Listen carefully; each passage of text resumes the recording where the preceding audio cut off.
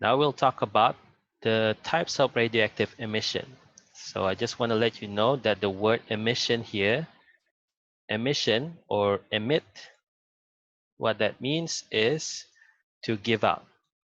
Okay, so emission means something it, that it is a thing that comes out from something else.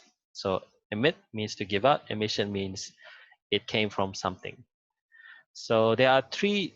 So radioactive substances, they have unstable atoms, and these unstable atoms will decay and give out radiation. So they will emit radiation. There are three different types of radioactive emission. So they can give out radiation in three different ways, which we will talk about in this part here.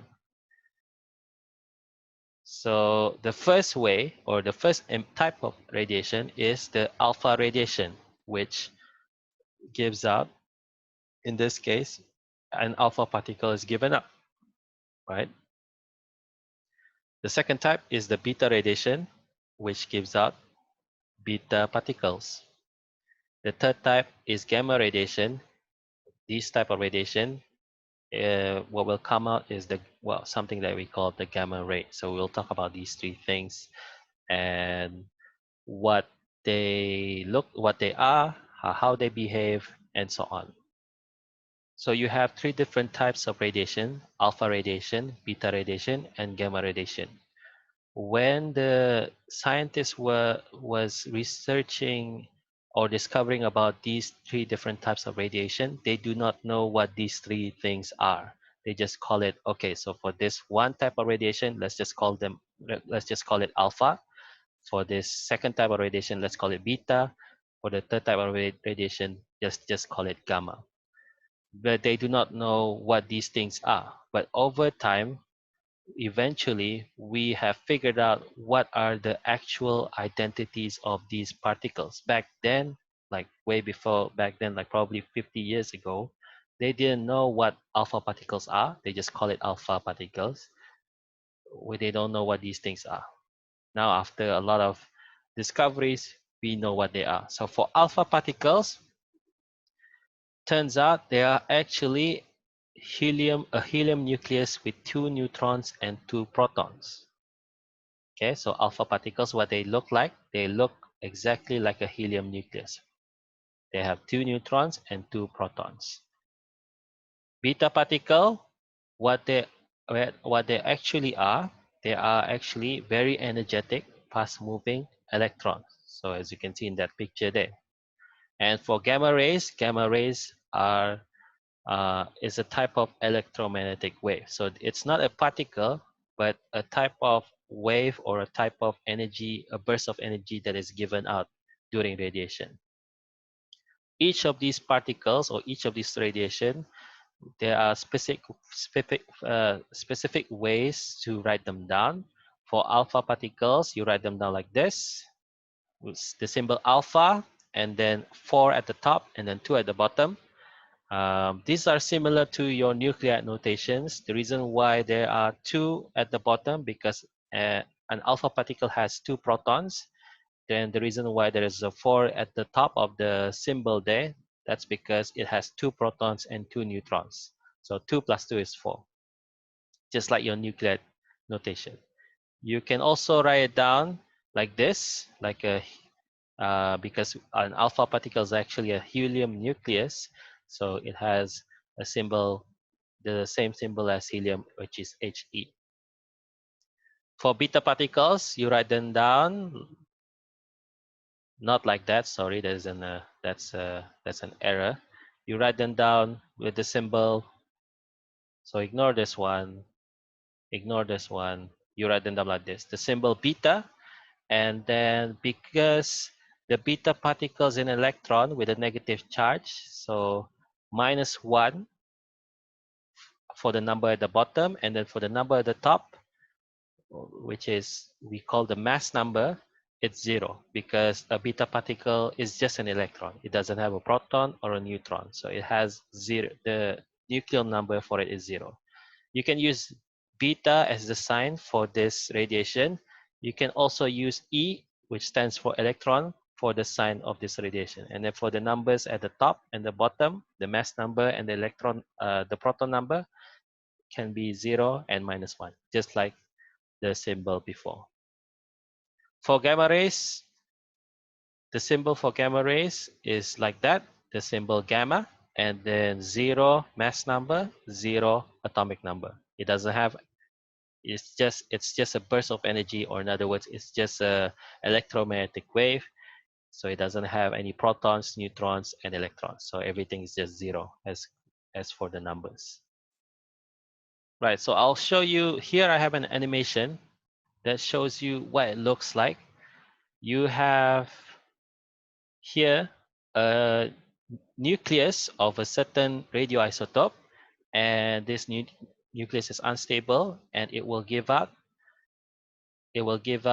alpha particles. So as you can see, what is being given out, there are 4 particles there, 2 protons and 2 neutrons. This is for the beta particle. So as you can see there, only one particle that is given out, and that is the electron. And this is for the gamma ray. So this sort of radiation, what is given out is a type of electromagnetic wave. Right, so an alpha particle is a helium nucleus, a beta particle is an electron, and a gamma ray is a gamma ray, an electromagnetic wave. They each have charges. For alpha particles, it has a charge of +2 because there are 2 protons inside the alpha particles. And for beta particle, it has a charge of -1 because it's 1 electron. And for gamma rays, it doesn't have any charge at all because it's just an electromagnetic wave. Now, because alpha particles are positively charged, when it's inside the electric field, so here you have a positive plate at the top and then a negative plate at the bottom. So when an alpha particle goes through in the middle of these 2 plates, it will be attracted to the negative plate because opposite charges are attracted to each other. For beta particle, remember it has a negative charge, it will be attracted to the positive plate. And then for gamma rays, they will just pass through. Okay? When these particles are inside a magnetic field, so here you can see the magnetic field, it has the symbol X. So X means that the magnetic field is moving into the page, so into the page. And for alpha particles, it will move like that. For beta particles, it will move downwards. And for gamma rays, it will just pass straight through. Now I'll explain gamma rays first because this is the easiest. For gamma rays, nothing happens. It will not deflect upwards or downwards. It will just pass straight through because it has no charge. That's quite simple. For alpha particles and beta particles, why did they bend like that? I'll explain after this. So here I have the same diagram as before, and I'll explain in more detail why does the alpha particle deflect like what you saw just now. So alpha particles, before we talk about how it deflects inside the magnetic field, I just want you to recall back Fleming's left-hand rule. So it's this rule here. So you need to use Fleming's left-hand rule in order to figure out in which direction it will deflect. Will it deflect upwards, downwards, forwards or backwards, or so on? So you need to figure out where is the direction of the deflection, or in other words, where is the direction of the force. So just to recap back, Fleming's left-hand rule, the thumb is the force, the pointing finger is the magnetic field, and then the middle finger is the current. And in this case, you want to find the deflection or the force that is causing the deflection, which is your thumb. The magnetic field is given already in this diagram, and the magnetic field is into the page in this case. That's why it has the symbol X. So the magnetic field should be pointing into the screen or into the page. And then here's the tricky part, the current. I know there's no current in this diagram here. There's only the alpha particle. But in this case, you consider the direction of the alpha particle to be the current. Because the alpha, remember, current, we think of current as positive charges flowing inside a circuit. So in this case, the direction of alpha particle is the same direction as the current. So that means we consider the current to be in the same direction as the alpha particle. That means it's pointing to the right, okay, because the alpha particle is moving to the right. Right. So Fleming's left-hand rule, magnetic field is pointing into the page, the current is pointing to the right, and you will see the thumb, which is the force, is pointing upwards. So that means the alpha particle will be deflected upwards. So let me draw what happens. So the alpha particle comes into the magnetic field, and then it will be deflected upwards because there is a force upwards on the alpha particle. That's why it deflects upwards. For the beta particle has a negative charge. So again, you have to use Fleming's left-hand rule. You have to find the force that causes the deflection. The magnetic field is still the same as the example before. And this is the tricky part, the current.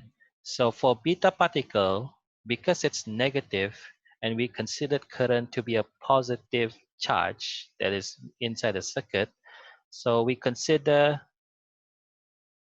the current to be in the opposite direction to the beta particle. So the beta particle is moving forwards, in this case moving to the right, sorry. So the beta particle is moving to the right like that. So we consider the current to be moving to the left, right? So for our Fleming's left-hand rule, we consider the current to be in the opposite direction. Okay, so magnetic field, pointing finger into the page or into the screen. The current, I know the beta particle is moving to the right, but because we consider current as positive and beta particle is the opposite of positive, which is negative, we consider the current to be in the opposite direction to the to the opposite direction to the opposite direction to the to the current. So like that. And you will find that your thumb, so if you do that, you will find that your thumb is pointing, the force is pointing downwards. So the beta particle, as it moves into this magnetic field, it will be deflected downwards like that. And that's the reason why. So for your exam, in order to answer this properly, you have to use your Fleming's left-hand rule and be careful of the current finger. Okay, so positive alpha particle, because it's positive, it has the same direction as current. But for beta particle, because it's negative, you consider the current to be in the opposite direction. Okay. Next is the ionization or ionizing power. So alpha, beta, and gamma, they all have the ability to ionize an atom. So let's say you have a sodium atom. It can be ionized and be turned into a sodium ion if it meets up with these particles. So alpha particles, alpha particles can ionize atoms, or in other words, that means change atoms into ions, and it is strongest when it comes to its ionizing power. Beta particle is moderate, it's weaker than alpha, and gamma particles, it does not ionize that much, and it has the weakest ionizing power. So alpha is the strongest when it comes to ionizing power, Beta is the one in the middle, and then gamma is the weakest. Now we'll talk about the penetrating power. For alpha particle, it can be stopped by using your hand. It will not go through your hand. For beta particles, it will go through your hand, but it can be stopped by a piece of aluminium. For gamma rays, they can be quite penetrating. It will go through your hand. It will go through aluminium and aluminium, a piece of aluminium, and it can only be stopped by a piece of lead. So if you want to shield yourself from an alpha particle, it can be stopped by a piece of paper. Just a piece of paper will be enough to stop an alpha particle. For a beta particle, it can be stopped by 5 millimeters of aluminium. And then for gamma rays, it can be stopped by a thick piece of lead. So out of these three, gamma rays are the most strongest when it comes to penetrating power, but alpha particles, they are the weakest when it comes to penetrating power. Alpha particles, they can travel they can only travel a short distance, so only a few cm, only a few centimeters before they disappear. And then for beta particles, they can only travel slightly further, a few meters. And for gamma rays, they can travel quite far, hundreds of kilometers. So when it comes to the range, in other words, how far these particles travel, gamma ray can travel the furthest. Alpha particles can only travel a short distance. Next, we'll talk about the cloud chamber. Now, what is the cloud chamber? It's just another device or equipment that we use to figure out, detect the radiation. So we can use this to figure out what sort of radiation a radioactive source is giving. Is it alpha? Is it beta or gamma? Now I'll skip through most of this part, and after this I will show you the video, and I'll just explain you through the video. Okay, so this is the video that I'm talking about, showing the cloud chamber. So I'll decrease the volume. So at the bottom of the cloud chamber, you put in dry ice. You need very low temperatures for this. And then you put on top of the dry ice, the cloud chamber itself. You put in alcohol vapor or drops of alcohol into the chamber.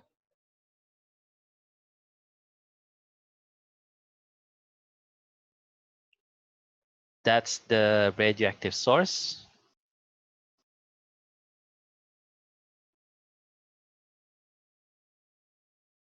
Oh, sorry, that's the projector that will give out the light so that you can be able to see. And here you have alcohol vapor, and you can see in the video there are streaks of white light, white line that shows the where the radiation traveled. So you can see this metal metal stick here. That is the radioactive source, and in this case, this is thorium. And you can see coming out from that thorium, the radiation coming out from it, forming lines inside the alcohol vapor.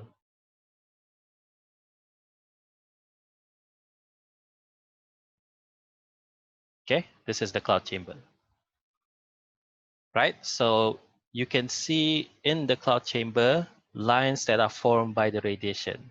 If the lines are straight and distinct, in other words, straight and visible, you can clearly visibly see the lines. That means these are alpha particles that are giving out the tracks.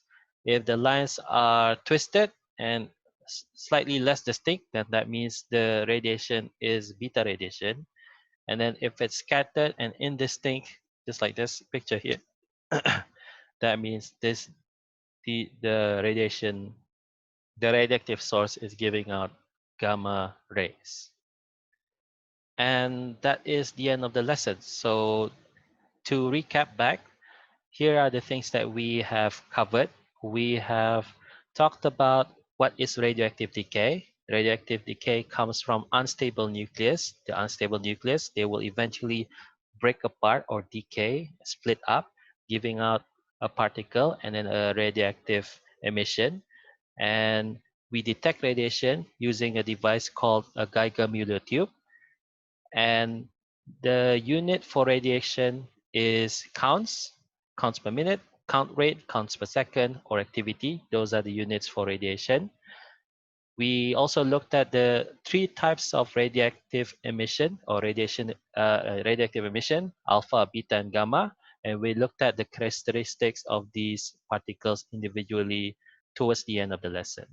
So I'm going to stop there for today.